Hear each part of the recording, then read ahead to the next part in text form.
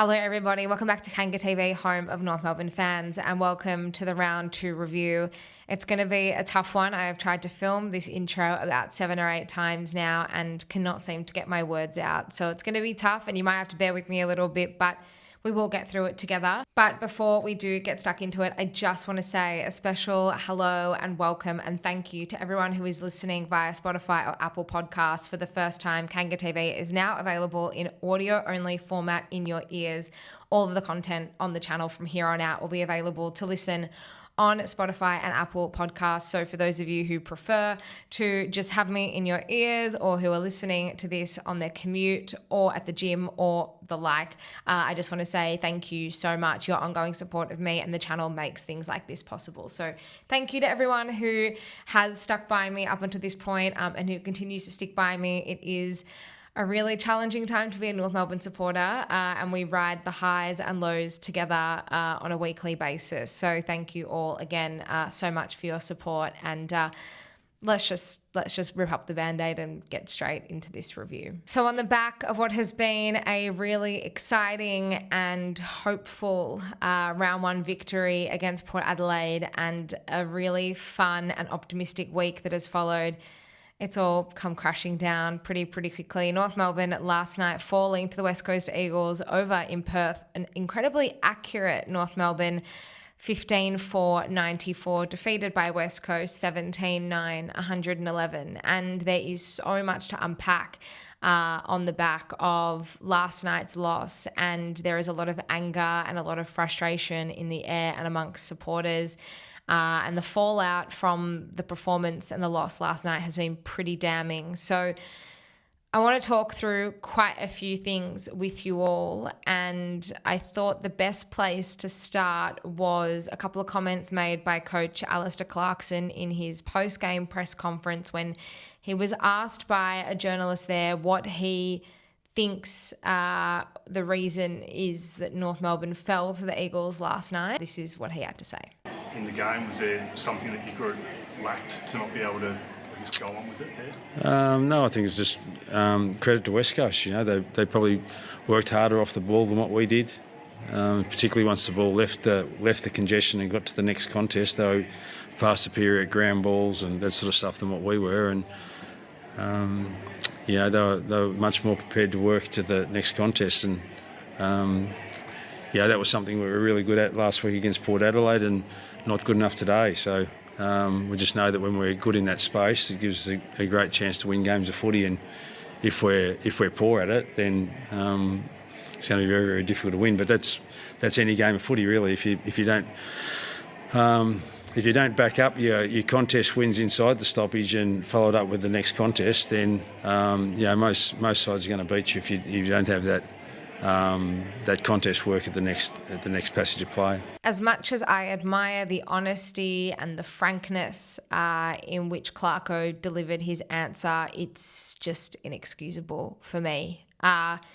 What this club and what this supporter base has been through over the past 5, 6, 7 years, we've kind of gotten to hell and back, and we sort of look to be bouncing around there once more.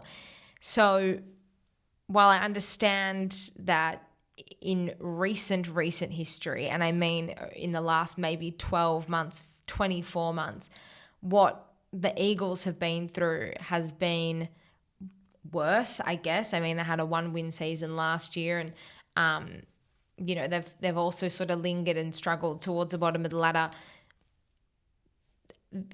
There is no reason as to why they should have been hungrier for the victory. There is no reason why they should have been more determined to throw themselves at every contest. There is no excuses for why it was West Coast who were happy to follow up and follow up again if they lost at a contest or if they'd won a contest and were looking to gain a bit of momentum to send the ball into their forward line. What world are we living in? Like, honestly, in what world should West Coast be hungrier for the ball and for the victory than us? Have we just forgotten everything that this club and this supporter base has been through over the last 4 to 5 years on the back of 1 win? And this was something I was so cautious about. And one thing that I flagged heading into this game is that over the past 4 or 5 years, North and West Coast have built up quite a healthy rivalry, and there hasn't been much separating the two teams at the final siren over the past, 5-6 encounters. I always feel, and I don't want to take anything away from West Coast and their performance last night, particularly in the second and third quarters, because they outplayed us, and it is evident that for whatever reason they did want it more than we did, and it was obvious in the play, and it was obvious for a large portion of the game last night. I was concerned going into this game that, as has happened a few times previously, our ceiling drops when we take on West Coast and their floor seems to raise, and that was on show once again last night. And I understand that they were competitive against the Suns in the second half of their round one encounter, but they still lost that game by 10 goals. And then you look at our performance in round one and how dominating it was, and how we were able to respond in game when Port Adelaide looked as if they were going to threaten us and challenge us. I don't care if that answer from Clarko is the truth. It is inexcusable for a football club that has won a handful of games each season over the past few seasons. There is no reason as to why we should be beat out for effort and for heart and for intention. And if we threw absolutely everything we had at West Coast for the entire duration of the game and it wasn't good enough to win, then you put your hands up and you walk away. A lack of effort and a lack of want to win our own footy, and a lack of desire to follow up with a second and third attempt and win the ball, win the hard ball, and to regain possession, there's no excuse for a lack of effort. And I really admired the performance of Luke McDonald last night, and I know there's going to be a lot of people that disagree with me, and that's okay. I'm okay with that. We lost Griffin Logue in the opening contest, but called the opening 5 minutes of the game a thigh injury. And we'll talk about Griff later and what this could mean for us moving forward and him and his spot in this side. But it sort of forced us to shuffle the magnets in defence a little bit. McDonald was moved onto Jake Waterman and had to play tall. And I actually thought he did a reasonable job on Waterman. I think he only kicked 1 goal for the evening. So while McDonald's disposal at times is much to be desired, he's not alone in that department, might I add. His defensive role on Waterman, who is taller than him and who is West Coast's best forward, I think from a shutdown perspective, he did an excellent job. It forced someone like McKercher to play more of a defensive role when that's not really his job. And then you've got Jai sort of moving back to cover the McKercher role. So structurally, we were completely thrown out. But for Luke McDonald to throw himself in every single contest and to want to make an impact anytime the ball is in his vicinity, that there is effort and heart, and that's something that should be a non-negotiable for every single player who fronts up for North Melbourne week in, week out. And like I said, his possession, much to be desired at times, and I'm not shying away from that, but he also wasn't alone in that. At least he can hold his head up high at the end of that game, knowing that he did absolutely everything he possibly could to play his role, a role that he wasn't going to play heading into this game, and trying to make an impact. I can't say the same for 80% of his teammates. And unfortunately, we really reverted to old habits, bad habits, last night when we were under pressure and we were under siege. And in the second and third quarters, we were unable to regain any sort of control of the football. We struggled to move our ball beyond the 80-metre line in our in our defence, in our back half. We were completely suffocated by West Coast. They stopped all of our run. We were forced to go back long down the line to contests that weren't favourable. And even when there were players who might have been in a better position to receive a hand pass or to receive a kick, and sort of move the ball a little bit more methodically and easier up the ground, I think we just got in our heads so much and in our psyche so much that we actually just didn't even look. We sort of panicked and just kicked hastily under pressure. So in the second and third quarters, when we had no control, these things are rearing their ugly heads again. But it was in the fourth quarter when we actually had momentum. A couple minutes into the fourth quarter, we sort of started to get the footy back on our terms. We ended up winning the fourth quarter as well. But despite the fact that we had the game back on our terms, I kind of think the damage up here was already done because we were hat kicking it into our forward 50 rather than lowering the eyes, which is something that we had seen in the first quarter yesterday and throughout the game last week. We were just rushing the ball into our forward 50. I think we were under a lot of pressure to score a lot and quickly, which in turn resulted in us sort of butchering the ball forward. And then some of our decision making even further afield was just not good enough.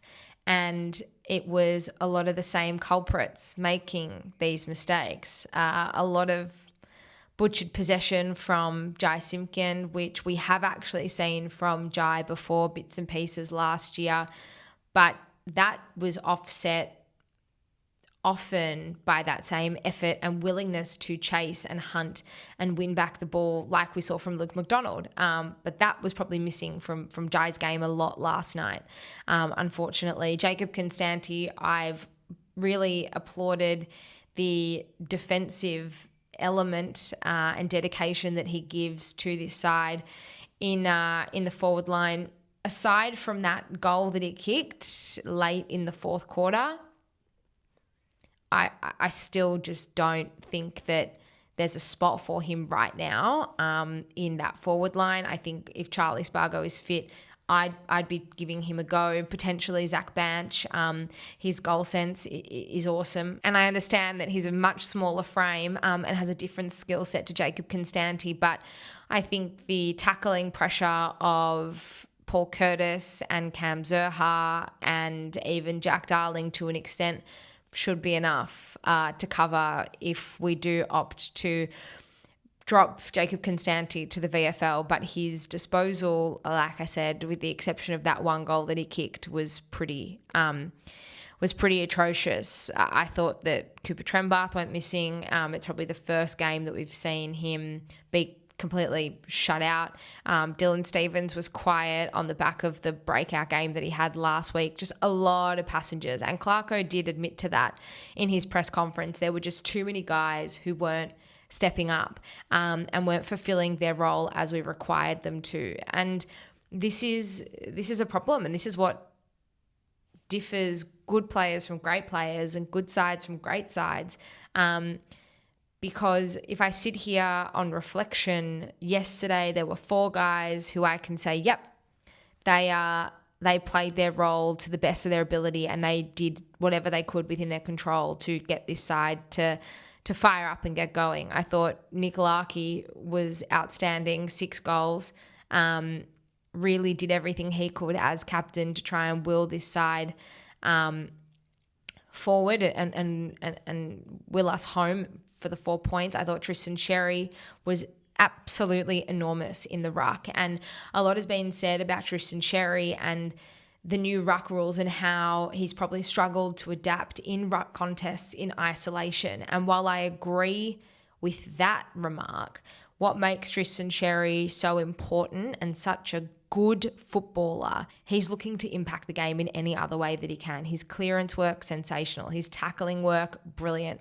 He's popping up as a target around the ground, and he may know that he's going to get beaten in the air in a ruck contest, but he's looking to make up for it elsewhere, and he still wants to do his best to give our midfielders first use of the footy. And I thought Harry Sheasel and Luke Davies-Uniacke both did everything that they possibly could to get us going. So I thought those 4 guys were far and away our best players. I also wanted to give mention to Caleb Daniel, because I have been, and a lot of us have been, so critical of him and his performances for most of last season. But I've been really impressed with what he's been able to put out and contribute to this side over the past couple of weeks.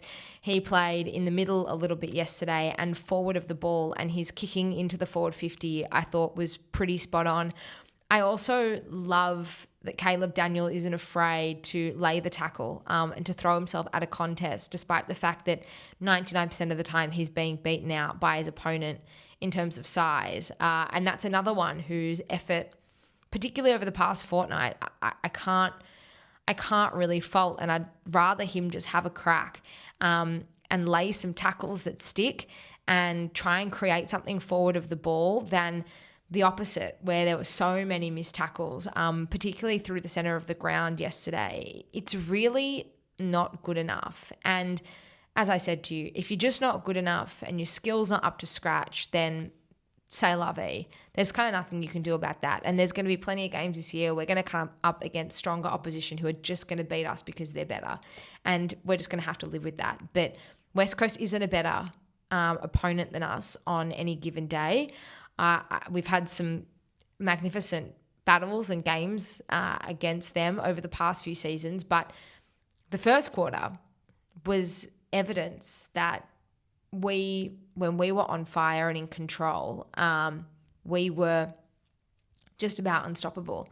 You're 5 goals up early in the second quarter, and then you watch all of it just fall apart. And we were just unable to stop the bleeding, as we have been unable to do so time and time again over the past couple of seasons. It's further evidence that there's a lack of defensive blueprint across the ground as a whole, and it's something that really needs to be addressed, because we lost Logue 5 minutes into the first quarter, and not only were we forced to shuffle the magnets quickly, the defense that was already missing its key structural pillar, probably just needed a little bit of help further afield, and they just didn't get it. It was inexcusable and, to be honest, quite pathetic that we allowed West Coast to rattle us and unravel us within 2 quarters of football. And the result was a lot of undisciplined action that came on field. We had Zerha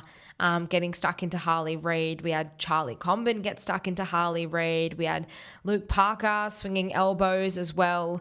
And we're very lucky that Charlie Comben got off with the MRO and he's free to play against Essendon next week. But at 3/4 time, there was a fight that spilled out after Elliot Yeo kicked his goal. And I just couldn't believe that the players were happy to show more fight and more hunger and more fire and passion in that 3/4 time spat than we had seen for the entire duration of the second and third quarters. And sitting at home watching the game, I was actually by myself, which was probably quite depressing in itself and in isolation. But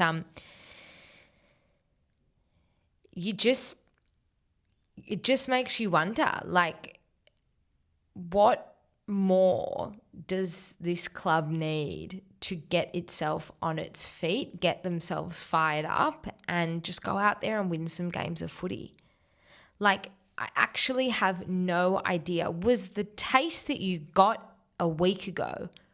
7 days prior, we've defeated Port Adelaide for the first time since 2019 in an all-out assault. It was a domination from start to finish.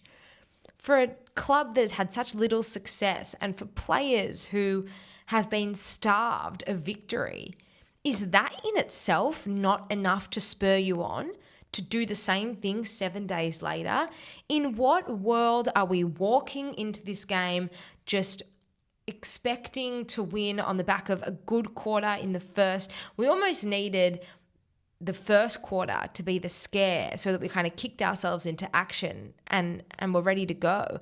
Like, I don't know if they thought after quarter time this is just going to be a walk in the park, didn't expect West Coast to respond and they were just going to wipe the floor clean with them. Like, in what world do we have the audacity to have a mindset like that?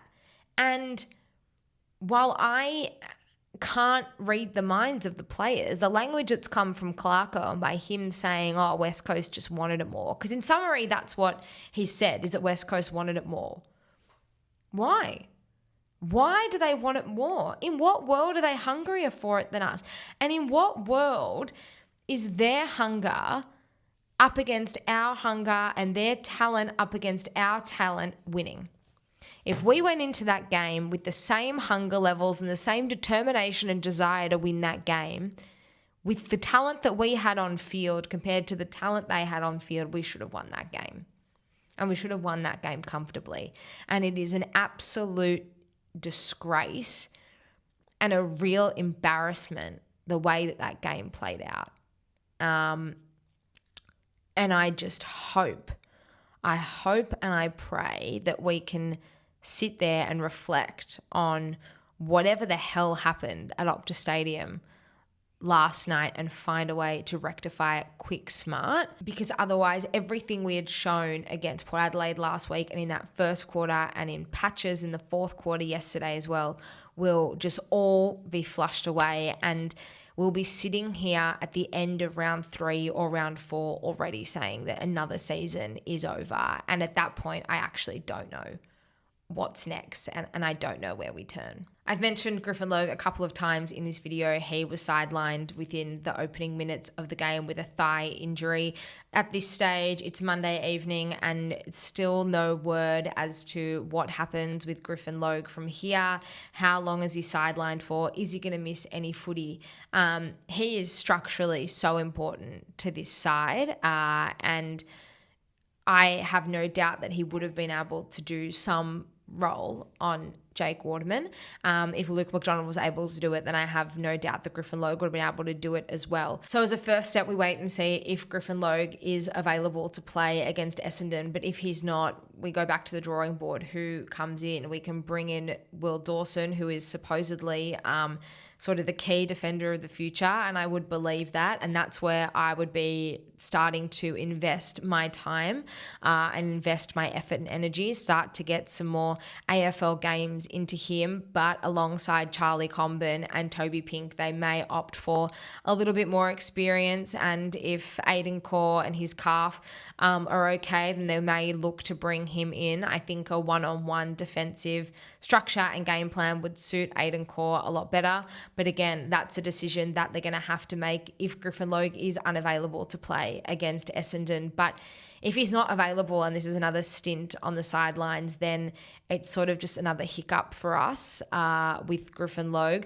And he's probably the fittest and the best he sort of looked at the moment since he first came across to North at the end of 2022, started 2023. But ever since he did his ACL in the back half of the 2023 season, he hasn't quite looked the same. And we now sort of need to make a decision of how much longer and how much more we invest in him and how much we can rely on him. And it's got nothing to do with his ability as a defender, and everyone can have their own opinions on him, but we just need someone whose body is reliable. And I understand that these things happen, and unfortunately injuries are a part of our game. And I know Charlie Comben's had his issue with injuries. I know George Wardlaw has his struggles with injury as well. But for someone who is arguably he's definitely the most important member of our defensive structure, but I'd argue that he's almost the most important player on the field. I said going into season 2026 that he was the most important player in this side to have a good season, for us to be able to have him there and be reliable down back. If it's not him, it's got to be somebody else. It's got to be someone that we can depend on, because so much disruption to the back line is just no good. It's already our weakest spot on the ground. And we saw last night when we take Griffin Logue out of the equation, the entire backline went into disarray. And you wonder how this game would have gone if we were able to retain our structure that we had planned for going into it. So it's definitely a bit of a watch and a wait and see. I really do hope that Griff is okay and will pull up and to face Essendon, but it's only a 6-day break, and I think the heat would have probably played havoc to a lot of those guys yesterday, despite the fact that Clarko in his press conference said that the heat wasn't a factor in response to our decision to remain on the ground at quarter time and at 3/4 time.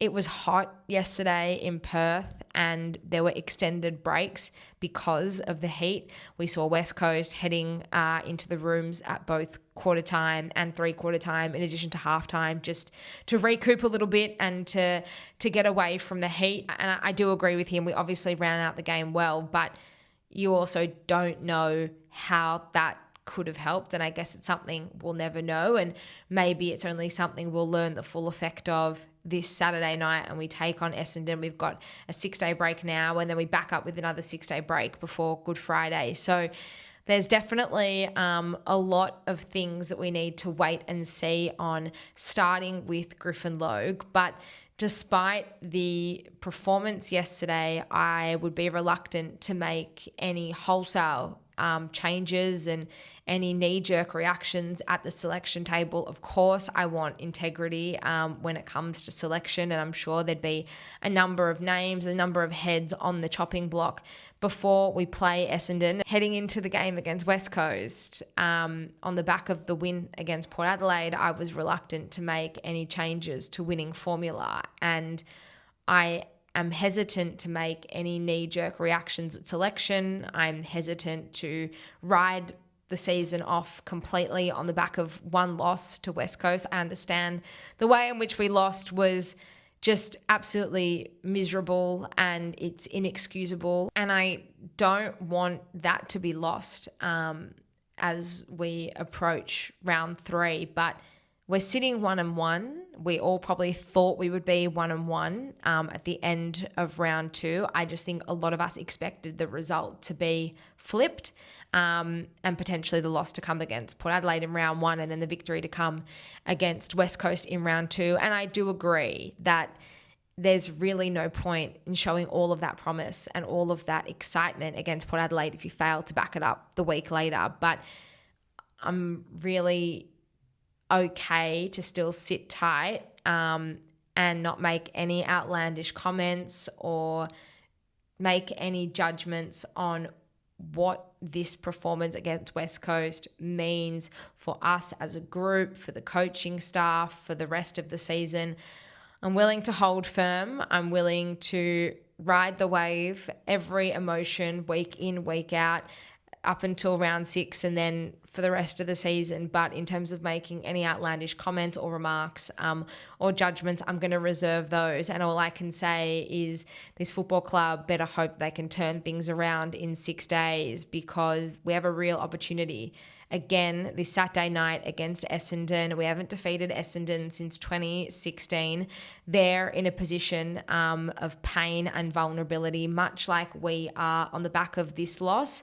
But 7 days ago, it was a really, really different story. So I'm hoping and praying that we can re-find whatever that magic was against Port Adelaide, put it in a bottle and bring it back to Marvel Stadium on Saturday night.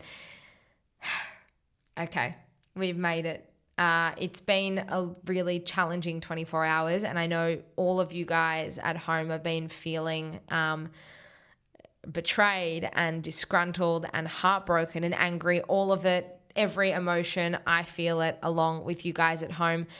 You know my thoughts on the back of this one. Now the floor is yours. Feel free to leave all of your thoughts in the comments below. We continue chatting over on socials throughout the week. Kanga TV show across Instagram, Facebook, X, and on email. Thank you so much to everyone who does share their thoughts with me at the end of every game. I do try and wait about 24 hours before I get back to all of you guys. I want to let my thoughts and feelings settle, and I'm sure you guys do as well. For those of you who do want to listen to Kanga TV on Spotify or on Apple, those links are now in the description down below as well.